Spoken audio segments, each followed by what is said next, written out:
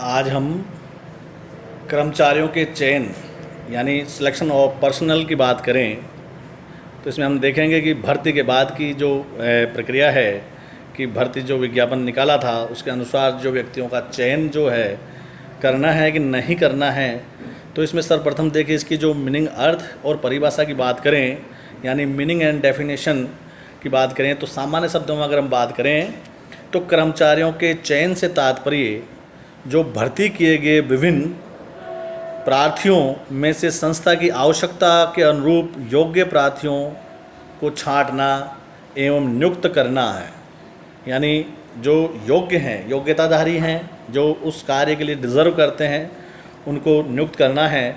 या यूँ कहें कि चयन एक प्रक्रिया है जिसके अंतर्गत विभिन्न भर्ती किए गए व्यक्तियों और प्रार्थियों में से योग्य एवं उपयोगी व्यक्तियों को चुना जाता है तथा अयोग्य एवं असुविधाजनक व्यक्तियों को रिजेक्ट किया जाता है। यानी जो आवश्यकता अनुसार जो जिस व्यक्ति कार्य के लिए उपयुक्त है या जिसकी उसकी योग्यता है उसका चयन किया जाता है और जो नहीं है या जो अपूर्ण है उसे रिजेक्ट किया जाता है।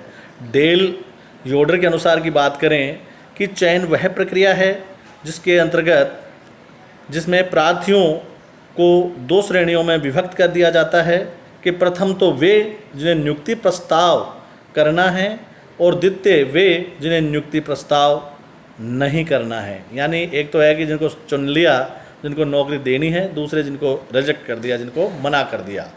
अगर हम बात करें एक कर्मचारी जो चयन की प्रक्रिया है इसी में आगे इसके जो महत्व की बात करें कि क्या जो इम्पोर्टेंस है, क्या एडवांटेज हैं इसके, तो बात करें सर्वप्रथम कि संस्था में कर्मचारियों का चयन उचित तरीके से करना चाहिए। उचित चयन से ही उचित स्थान पर जो उचित व्यक्ति है, यानी यूँ कहें कि सही स्थान पर सही व्यक्ति का चयन करना, ये भी अपने आप में एक प्रक्रिया है।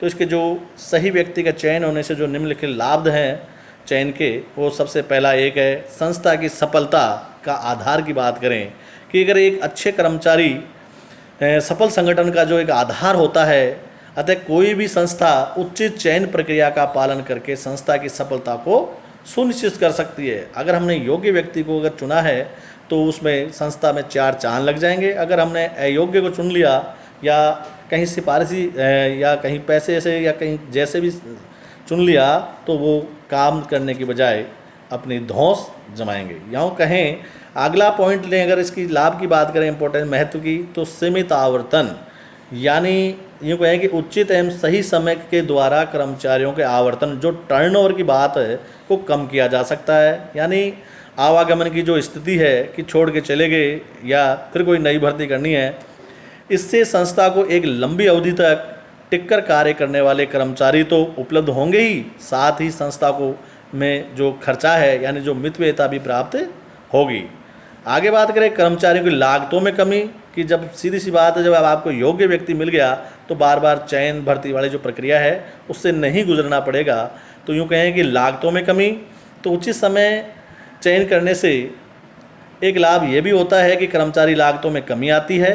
कम आवर्तन होने से स्वतः ही लागतों में, यानी कर्मचारी आए गए छोड़ गए, बार बार उनकी भर्ती करनी पड़ती है, उस पर जो खर्चा होता है वो भी नहीं होता है। उनकी जो भर्ती चयन प्रशिक्षण, उनको ट्रेनिंग जो दिया जाता है उसको ब्रेक नहीं किया जाता।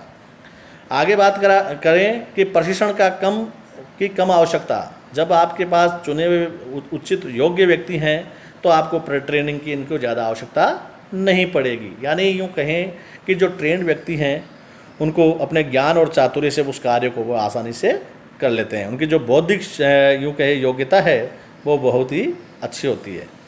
अधिक उत्पादकता की बात करें कि अच्छे कर्मचारी तभी प्राप्त किए जा सकते हैं जबकि उचित प्रकार से उसका चयन हो। संस्था में अच्छे कुशल कर्मचारी उपलब्ध होते ही तो सामान्यतः उनकी उत्पादक तुलना के रूप में भी अधिक होती है। अच्छे कर्मचारी हैं, अच्छे कार्य करेंगे जिससे उनकी उत्पादकता है या प्रोडक्टिविटी है उसमें सुधार होगा।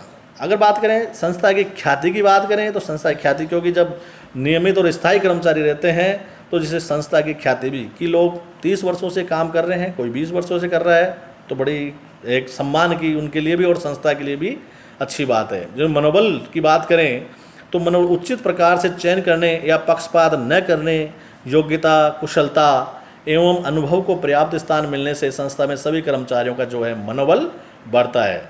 अगर भाई भतीजावाद वाली स्थिति नहीं हो और अगर योग्यता और उनके अनुभव और उनकी कार्य क्षमता के आधार पर अगर चयन किया जाता है तो कर्मचारियों का जो मनोबल है वो भी बढ़ता है। अधिक उत्पादन की बात करें, उचित चयन व्यवस्था के द्वारा अच्छे कुशल कर्मचारी नियुक्त किए जा सकते हैं। फलतः संस्था को जो उत्पादन को बढ़ाया भी जा सकता है। अधिक उत्पादन तभी होगा जब संस्था में कर्मचारी नियमित रूप से और स्थायी होंगे, क्योंकि जब स्थायी है तो उनको आगे ये चिंता नहीं कि कल क्या करेंगे, कल कहाँ जॉब पे जाएंगे। अगर अधिक लाभ की बात करें, प्रॉफिट गेन की बात करें, तो उचित चयन के द्वारा भी जब अधिक उत्पादन एवं अधिक विक्रय संभव है तो निश्चित ही संस्था के लाभों में भी वृद्धि होगी। जब सीधी सी बात है, जब आपकी प्रोडक्ट और आपकी सेल बढ़ेगी तो आपका जो है लाभ तो स्वतः ही बढ़ जाएगा। संस्था में स्थायित्व की बात करें कि अच्छे चयन के आधार पर चुने गए जो कर्मचारी काफ़ी समय, लंबे समय तक संस्था में कार्य करते हैं और इस संस्था में जो कार्य प्रणाली, इनकी नीतियाँ, रीतियाँ, जो नियम, रूल्स आदि हैं उनमें में कुछ स्थायित्व आती है, स्वयं संस्था की ख्याति में भी वृद्धि होती है। तो बहुत से इसके अलावा भी कई बहुत से लाभ हैं, लेकिन जितने पढ़ लिए वो उनमें हम इसका सार है जो समझ में आता है। तो ये एक बात करें कि उचित चयन के जो लाभ हैं वो निम्नलिखित